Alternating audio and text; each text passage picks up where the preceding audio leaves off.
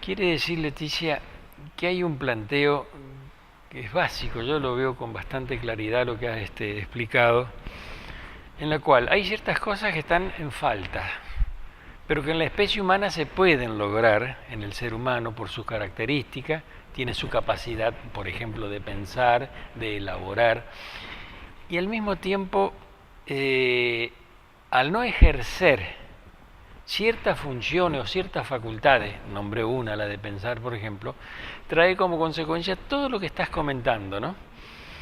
Pero estamos en la posibilidad de dar un paso adelante como teniendo nuestras capacidades, pero todavía ahí, en ciernes nada más, esas capacidades no se han desarrollado. ¿Es el paso que sigue a esto para poder darle un vuelco, un giro? Es el paso que sigue y cada vez hay mucho más conciencia respecto de esta posibilidad. Incluso en las escuelas, hace más o menos unos 10 años y sobre todo ahora, sí, se está intentando incluir contenidos que tengan que ver con los valores, con la educación en la paz, claro, con los valores, con la mediación. Y vos fíjate que a nosotros, en la escuela primaria, sobre todo, y en la escuela primaria, lo básico es que nosotros aprendemos a leer, a escribir, pero no nos enseñan a comunicarnos. Por ejemplo, no nos enseñan a escuchar. No nos enseñaban a escuchar, ¿no? Como una práctica o un contenido que teníamos que poder aprender. En este momento sí está pasando esto, sí hay una línea de trabajo muy interesante, sobre todo acá en Entre Ríos, que tiene que ver con la educación en valores y con poder incluir lo importante que es la comunicación y la escucha en relación a la mediación y resolución de conflictos. Claro, ¿Sí? Una nueva modalidad que ingresa todo esto que estabas comentando, es cierto. Sí. Y lo que nosotros también hemos investigado en el área de conocimiento que estamos trabajando, que muchas veces se pone en el centro en conflicto cuando en realidad el conflicto aparece porque aparece lo emocional no tramitado en una discusión. Que en realidad no tendría que haber conflicto, que lo que puede aparecer es una controversia, es decir, otra versión de las cosas. Si vos podés aceptar que el otro tiene otro mapa de lo que está pasando y que hace otra construcción, no tiene por qué haber conflicto. El conflicto aparece cuando no se puede tramitar lo emocional. Vos trajiste algo interesante del ser humano que nos caracteriza, al Homo sapiens sapiens, que es nuestro neocórtex, nuestra capacidad cortical, que es la de pensar. Es decir, los seres humanos podemos reflexionar acerca de lo que hacemos. Reflexionamos qué hacemos cuando estamos haciendo eso. Y a veces lo que ha pasado es que hay una predominancia de lo cortical y se deja de lado lo emocional. En realidad, para poder dialogar, lo que tenemos que hacer es integrar lo emocional con lo racional, ¿sí?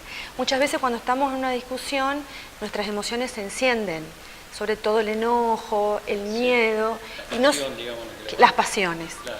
Y no sabemos qué hacer con eso.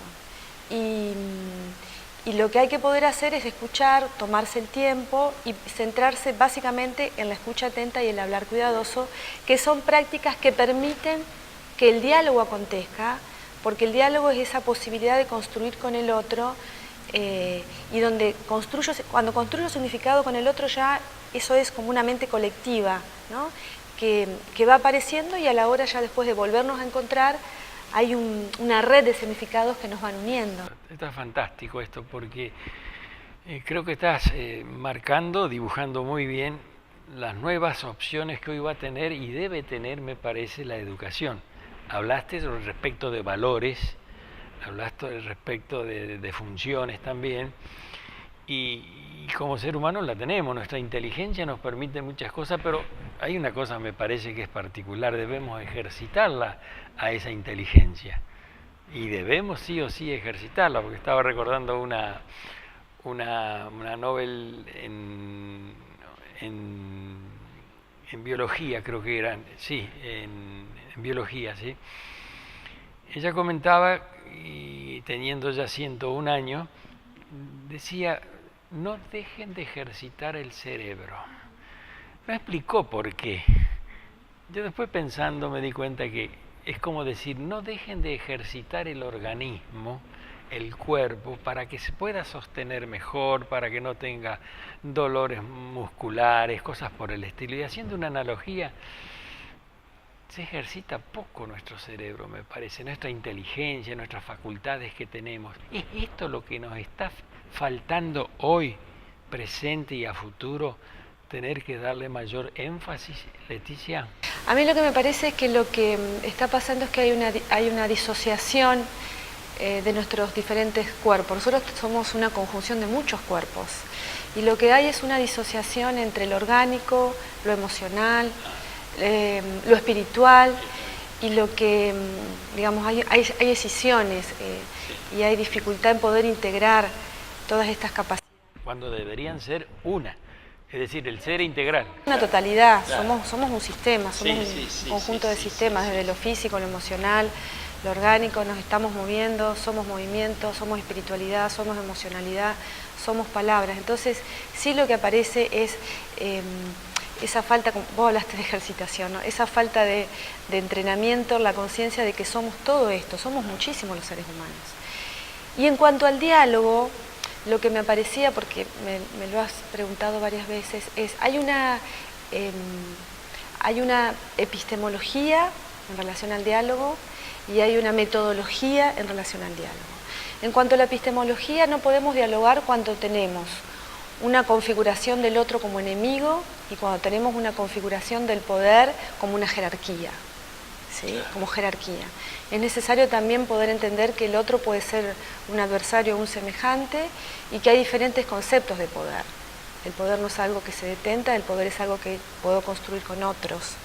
Sobre el poder también ha habido muchas transformaciones en torno al concepto de poder. Entonces, esas posibilidades epistemológicas en relación al diálogo, si yo puedo entender que el otro es un semejante o un adversario y que construimos juntos, puedo tener una paridad, ¿sí? Y cierta reciprocidad para poder escucharlo. ¿Sí? Fíjate vos que te iba a preguntar más cosas, pero ya las dijiste. Es interesante, por ejemplo, dentro del diálogo figuran muchos elementos que juegan ahí para lograr un buen diálogo, ¿no? Como es el caso del respeto al otro. Pero recién comentaste algo al paso y te lo pregunto, simplemente es para afirmar, se necesita conocimiento, necesitamos adquirir conocimientos, ¿verdad? Porque si tengo que saber del otro, yo me tengo que poner a escribir, me parece, ¿no? Y yo tengo que saber del otro. Y si debo ejercer el respeto, vamos a suponer también la responsabilidad en el diálogo, obvio es que tengamos que de una manera u otra empezar a entender los mecanismos, que no nos cuesta nada porque tenemos facultades para poder permitirnos llegar al punto que todavía no tenemos claro, pero sí podemos clarificarlo. ¿Está bien lo que...? Está bien, y cuando vos hablas de respeto y hablas de escucha, eso es lo que necesitamos ejercitar. Mira, la Universidad de Harvard en los años 90 hizo una investigación en torno a cómo logramos una comunicación efectiva, en términos de cómo llegamos al diálogo. Y lo que pudieron visualizar es que los seres humanos hablamos más de lo que escuchamos. Es decir, la comunicación no es efectiva y no llegamos al diálogo porque no nos detenemos a escuchar, más bien queremos hablar, queremos decir lo que tenemos ganas de decir. Y la base del diálogo es primero aprender a escuchar, conocer al otro, respetar al otro, entender de qué está hablando para poder responder. Hay un investigador social que se llama Schotter, que habla de una categoría de lenguaje. Él dice que hay una versión retórico-respondiente en el lenguaje, es decir, retórico-respondiente. Sí. Nosotros, inmersos en el lenguaje, y también dialógica, inmersos en el lenguaje, siempre estamos respondiendo a otros. Para poder responder a ese otro, necesitamos escucharlo y necesitamos respetarlo y necesitamos darle voz y necesitamos suspender, no renunciar, sino suspender a nuestros sistemas de creencia para poder comprender de dónde está hablando el otro, desde qué lugar. Claro, porque el otro ser es totalmente distinto a lo que yo pienso y siento. De ahí es lo que vos hablás, un poco de desprenderse del ego, digamos, y comprender que existe otro ser frente a mí, ¿no es cierto? Sí, y tiene que ver con nuestra concepción del tiempo, porque estamos muy apurados. Entonces, lo que nos aparece es esta necesidad, esta gran necesidad de poder transmitir lo que pensamos y de poder decir, y no nos tomamos el tiempo en una conversación de, poder escuchar al otro, y ahí empezamos cada uno, ¿no?, a sostener nuestras verdades, y lo que no hay es encuentro.